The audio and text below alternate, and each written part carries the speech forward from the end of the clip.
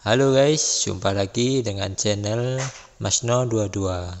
Sebelum kita lanjut ke ceritanya, jangan lupa yang belum subscribe di subscribe, like, dan komen videonya ya. Terima kasih. Tuan Chen, ketika kami berteleportasi ke sini, Anda tidak pernah sadar. Selama proses teleportasi, kesadaran semua orang tertutup, seperti orang mati. Namun, setelah diteleportasi, kesadarannya akan pulih, tetapi kamu tidak pulih, dan kami berdua pulih. Ketakutan, Ji Yun mengikuti Chen Ping dan menjelaskan. Bagaimana dengan orang-orang ini? Chen Ping bertanya sambil menunjuk ke sekitar selusin biksu yang tidak bergerak di sekitarnya. Mereka semua mati. Setiap kali susunan teleportasi diaktifkan, selalu ada orang pintar yang ingin melihat mereka dengan kesadaran spiritual mereka. Pahami kekuatan susunan teleportasi. Orang-orang ini semua tidak patuh. Setelah memancarkan kesadaran spiritual mereka, kesadaran mereka dilucuti oleh susunan teleportasi. Meskipun mereka tidak mati, tapi tidak ada keraguan bahwa kamu akan mengikuti orang mati. Seorang biksu berusia 40-an berkata ketika dia melewati Chen Ping dan yang lainnya. Saat ini, Chen Ping juga memikirkan situasinya sendiri saat itu, dan situasi mengikuti orang-orang ini persis sama. Itu juga karena keingintahuannya sehingga dia memancarkan sinar kesadaran ilahi, dan itulah mengapa seluruh jiwanya ditutupi oleh susunan teleportasi. Tubuh. Untungnya, pada saat kritis, Daluo Jindian di lautan kesadaran menyelamatkan nyawanya. Chen Ping sedikit takut saat ini, tetapi mengingat kejadian yang dia alami, Chen Ping menemukan bahwa ketika lelaki tua itu sedang mengatur teleportasi arai, Chen Ping ingatlah semuanya. Dengan kata lain, jika Chen Ping memiliki kekuatan yang cukup sekarang, dia juga dapat mengikuti instruksi orang tua itu dan mengatur susunan teleportasi yang besar ini. Saya berpikir, Tuan Chen, ayo cepat pergi. Kota terdekat di sini takut. Hal-hal ini membuat Chen Ping bersemangat lagi. Ya, ada ribuan mil.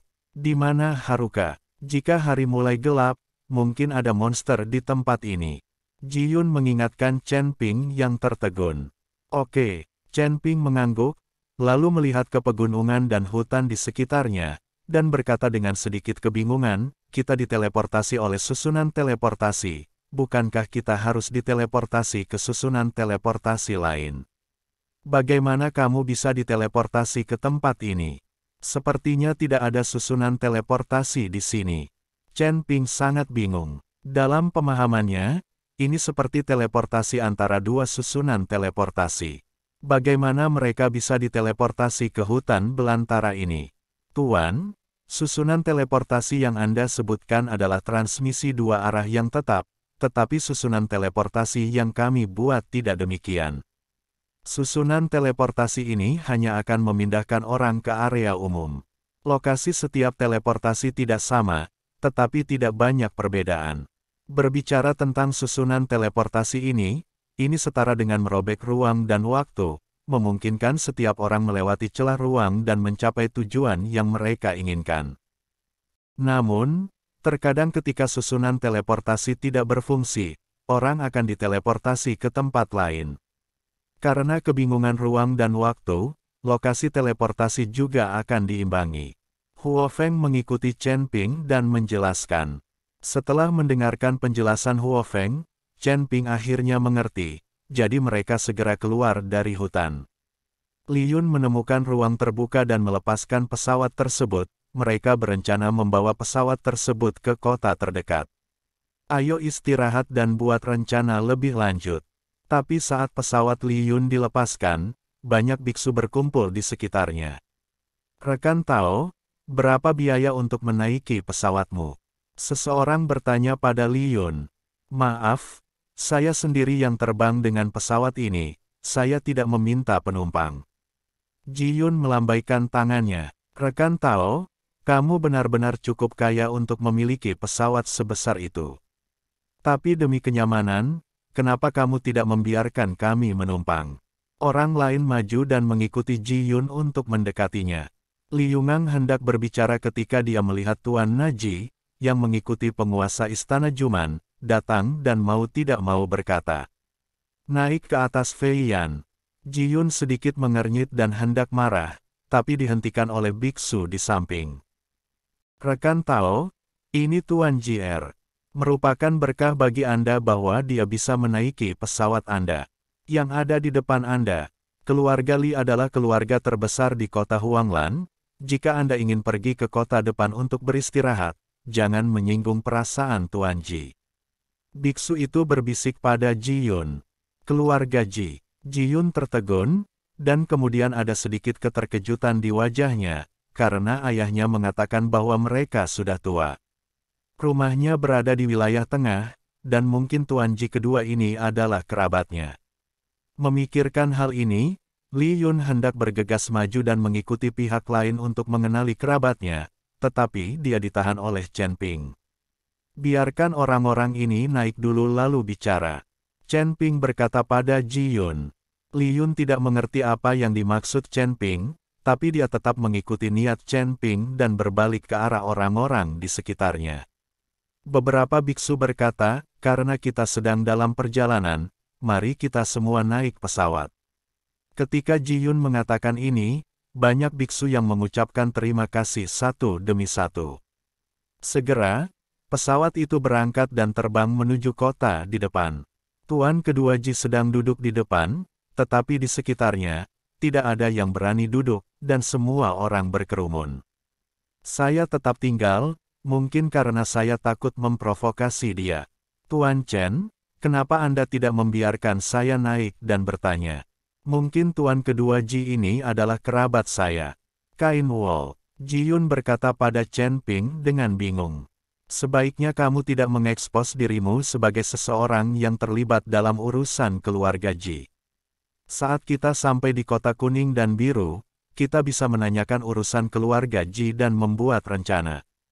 Kata Chen Ping, Ji Yun tidak pernah bersama keluarga Ji sejak dia masih kecil, sehingga anggota keluarga Ji tidak mengenalnya, bahkan mereka tidak memiliki perasaan apapun padanya.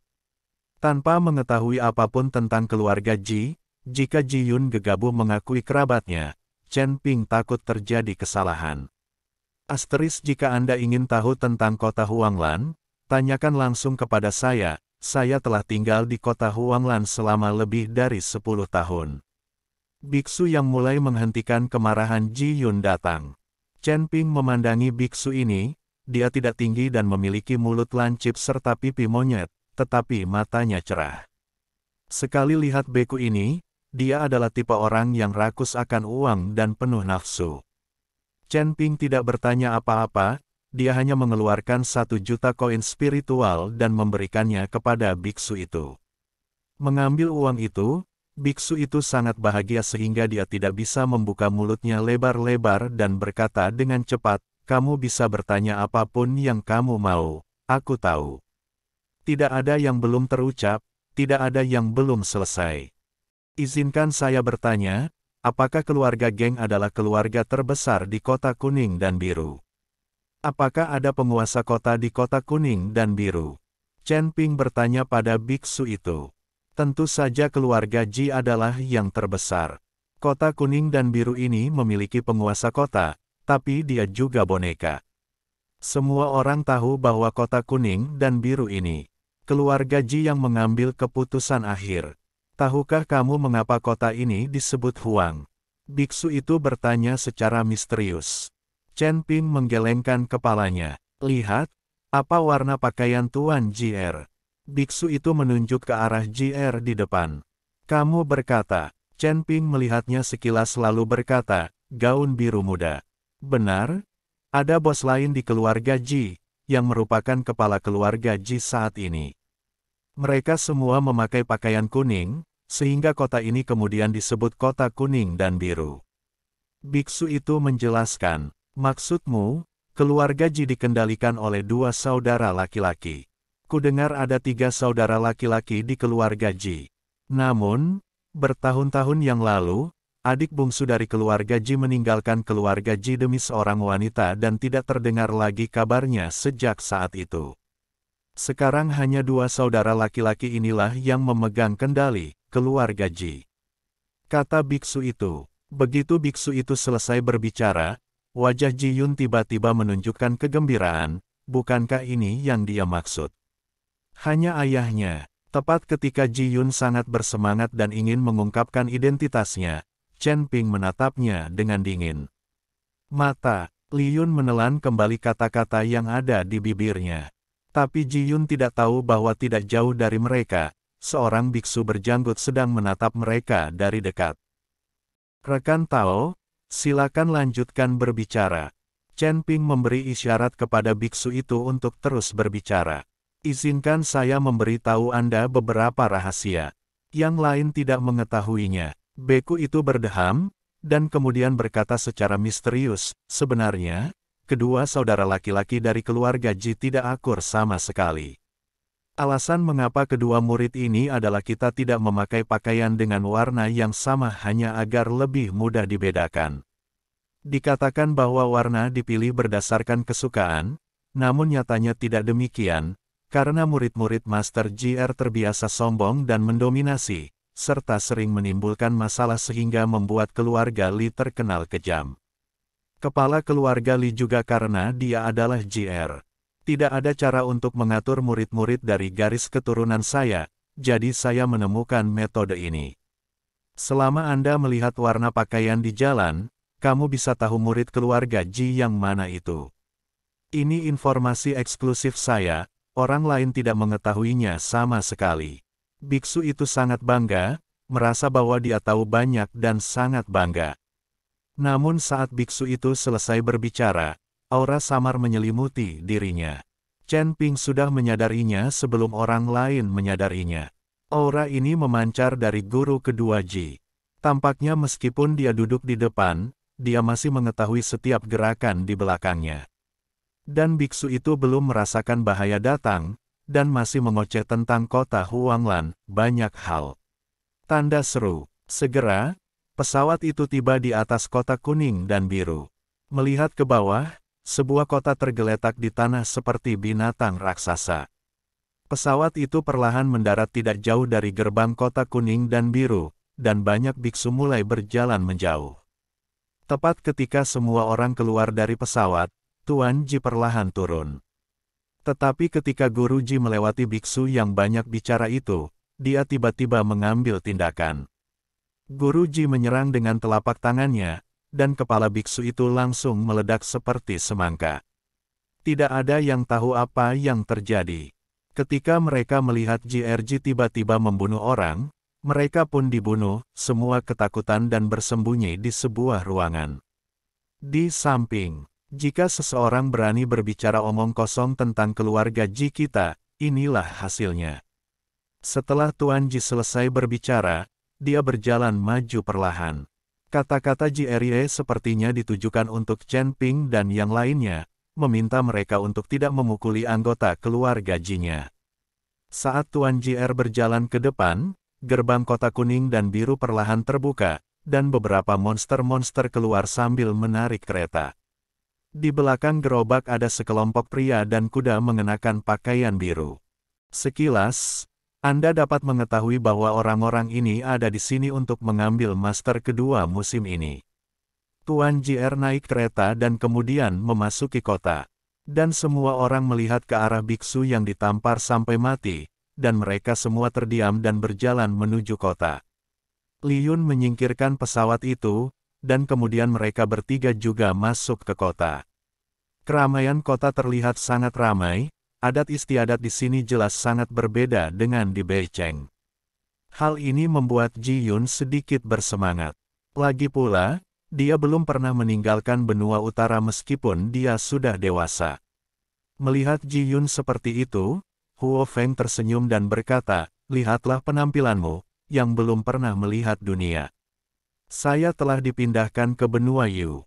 Ji Yun dan Huo Feng sedang berbicara dan tertawa, tetapi Chen Ping tidak berkata apa-apa karena dia merasa ada yang mengikuti mereka di belakangnya. Sejak dia berada di susunan teleportasi, dia selalu merasa seperti ada sepasang mata yang menatap mereka. Sekarang ada orang yang mengikuti di belakangnya, yang membuat Chen Ping lebih waspada. "Tuan, ada apa?" Huo Feng, yang menyadari ada yang tidak beres dengan Chen Ping, bertanya pada Chu Ping. "Berhenti bertanya, ikuti aku." Setelah Chen Ping selesai berbicara, dia mempercepat langkahnya, dan dia berjalan secara khusus menuju gang dengan lebih sedikit orang. Meskipun Huo Feng mengikuti Ji Yun dengan keraguan di wajahnya, dia tidak berani bertanya lebih banyak, dan hanya mengikuti Chen Ping. Setelah berjalan memasuki gang yang sangat gelap, Chen Ping berhenti. Huo Feng mengikuti Ji Yun dan berhenti. Chen Ping perlahan berbalik, melihat ke gang yang kosong, dan berkata dengan suara dingin, "Karena kamu mengikuti. Ayo, lalu keluar."